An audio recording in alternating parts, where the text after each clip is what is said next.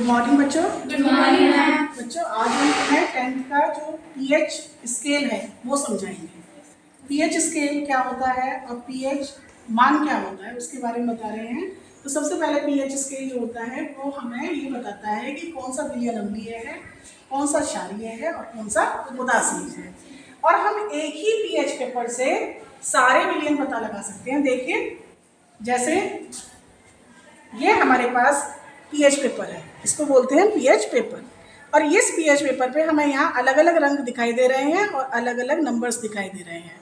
तो हम रंग और नंबर से पता लगाएंगे कि कौन अम्लीय है, क्षारीय है, उदासीन है और किसका पीएच मान कितना है और उसका नेचर फिर क्या बनेगा।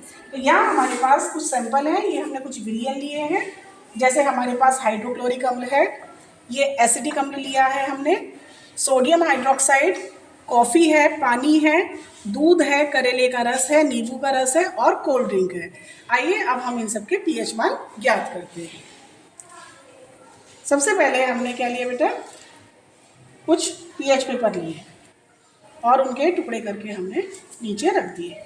अब आप एक एक करके इस पर डाल सकते हैं। आप डालो बेटा, जैसे हमने ये नींबू का रस डाला, रंग दिखाओ। तो नींबू का रस डालते ही हमारा रंग कैसा आया बेटा, ऑरेंज आया।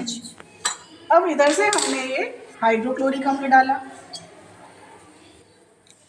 तो हमारा रंग कैसा आया बेटा, सुर्ख लाल।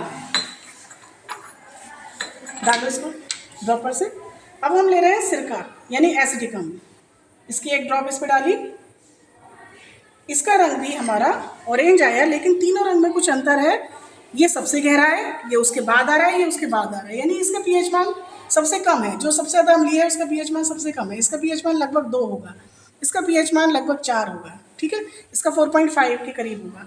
अब हम लेते हैं कोल्ड ड्रिंक। बेटा पीएच पेपर ये हमारा हो गया कोल्ड ड्रिंक। देखिए आप, कोल्ड ड्रिंक में हमारा रंग इसमें सबसे हल्का गया है, इसका मतलब कोल्ड ड्रिंक में जो अम्ल है वो इन तीनों से हल्का है, ये कम अम्लीय है। अब हम इसके बाद लेते हैं कॉफ़ी। नहीं बेटा ये हम नहीं ले रहे।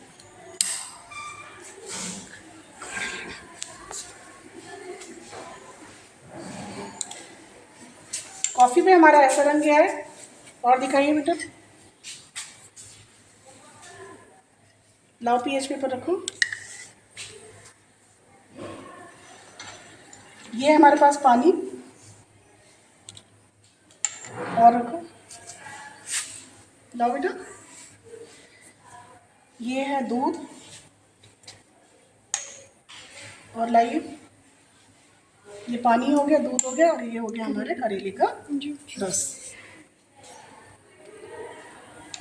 दूध नहीं डाला, दूध डाला था, दूध नहीं डाल दिया दूध। तो दूध हो गया, करेले का रस हो गया।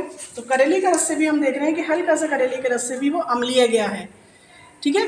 दूध और पानी में उसका रंग नहीं बदला है, उसका रंग कैसा गया बेटा, दूध और पानी में उसका रंग लगभग हरा रहा है।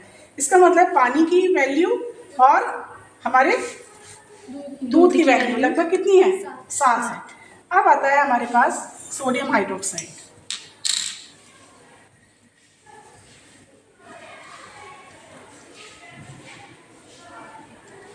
हम देख रहे हैं इसे डालते ही हमारा रंग कैसा हो गया बेटा, एकदम गहरा नीला हो गया है, बिल्कुल नीला हो गया है।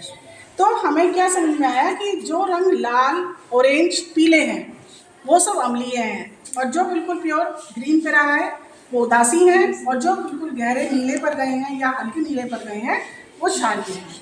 और जब हम इन सब रंगों को हम अपनी पट्टी से देखेंगे यहाँ से, तो हम इनके पीएच मान बता सकते हैं। जैसे हमारा 1 पे बिल्कुल ये वाला कलर मैच हो रहा है ना, और 3 पर हमारा गहरा ये वाला मैच हो रहा है, 4 पे हमारा ये वाला मैच हो रहा है, और 10 पर हमारा ये वाला मैच हो रहा है। तो हम इससे ये बता देंगे कि किसका पीएच मान क्या है। तो हम घर में मौजूद जो भी सब्जी है, फल है, या कोई भी विलयन है, साबुन का पानी भी है, हम बता सकते हैं कि ये अम्लीय है या क्षारीय है, या इसका पीएच मान कितना होगा।